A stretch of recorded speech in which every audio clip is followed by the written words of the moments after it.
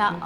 Recent డేస్‌లో మనం ఎక్కువగా చూస్తుంది ఏంటంటే, పిల్లలు నార్మల్‌గా ఈవెన్ పుట్టిన పిల్లలతో సహా అందరికీ మన వర్క్‌లో బిజీ అవ్వడం వల్లనో, లేదంటే వర్క్ చేసుకోవాలి అన్న ప్రెషర్‌తోనో, ఒక మొబైల్ పెట్టో, లేదంటే టీవీ పెట్టో వాళ్ళని అలా హాల్‌లో పెట్టేసి, లేదంటే వాళ్ళకి ఏదో ఒక మొబైల్ గ్యాడ్జెట్ ఇచ్చి నువ్వు ఆడుకో నేను వస్తాను అని చెప్పేసి అడిక్ట్ మనమే చేస్తున్నాం యూజువల్‌గా.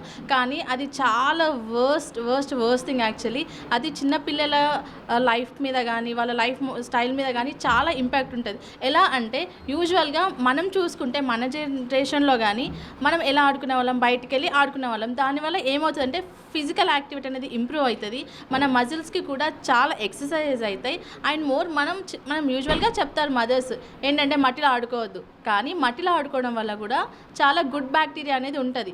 దానివల్ల మన ఇమ్యూన్ సిస్టమ్ అనేది బూస్ట్ అవుతూ ఉంటది. కానీ మనం ఏం చేస్తున్నామంటే వద్దు, ఆడుకోవద్దు, కూర్చోవాలి ఇంట్లోనే, బయటికెళ్ళొద్దు, డస్ట్ ఉంటది, అది ఉంటదని చెప్తాం.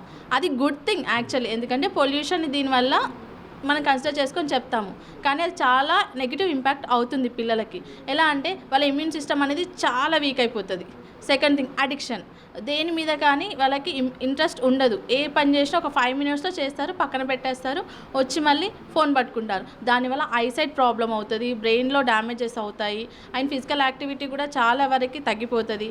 ఇంట్రెస్ట్ ఉండదు, పూర్ విజన్ అవ్వండి, పూర్ నాలెడ్జ్ అవ్వండి, అండ్ మోర్ మెమరీ లాస్ కూడా ఇలాంటివి చాలా కాంప్లికేషన్స్ ఉంటాయి. నా సజెషన్ ఏంటంటే పిల్లలకి కావాల్సింది ఫ్రీడమ్. ఆ ఫ్రీడమ్ ఇవ్వండి, దాంతోపాటు ఎంటర్టైన్మెంట్ కూడా ప్రొవైడ్ చేయండి. యాజ్ ఎ పేరెంట్స్‌గా మీరు ఏం చేయగలుగుతారో చేయండి. కానీ గ్యాడ్జెట్స్ పైన మిగతా ఎలక్ట్రానిక్ థింగ్స్ మాత్రం డెఫినెట్గా ఆధారపడి ఉండకండి. చాక్లెట్స్ తినడం వల్ల ఎఫెక్ట్ చాలా ఉంటుందండి. ఎందుకంటే దాంట్లో యూజ్ చేసే కెమికల్స్ కానివ్వండి, నార్మల్గా కోకో పౌడరే కాదు, దాంతోపాటు వేరియస్ టైప్స్ ఆఫ్ కెమికల్స్ వాడతాం. ప్రిజర్వేటివ్స్ అని చెప్పేసి దాన్ని మనం ఎలా వ్రాప్ చేస్తాము, ఒక పేపర్లో కవర్లో వ్రాప్ చేస్తాం.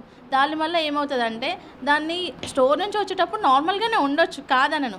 కానీ దానిపైన సన్లైట్ పడడం కానీ, మనం డీఫ్రిజ్ చేయడం కానీ, దానివల్ల ఏమవుతుందంటే ఇప్పుడు ఒక చాక్లెట్ సమ్మర్లో మెల్ట్ అయింది అనుకోండి, లిక్విడ్ ఫామ్లోకి అయిపోతుంది. అది ఏదైతే కవర్లో స్టోర్ చేస్తున్నాం కదా, దాని మీద ఉండే కెమికల్స్ కూడా చిన్నగా దీనిలోకి డిజాల్వ్ అవుతాయి. సో ఇండైరెక్ట్గా మనం పిల్లలకి ప్లాస్టికే తినిపిస్తున్నాం.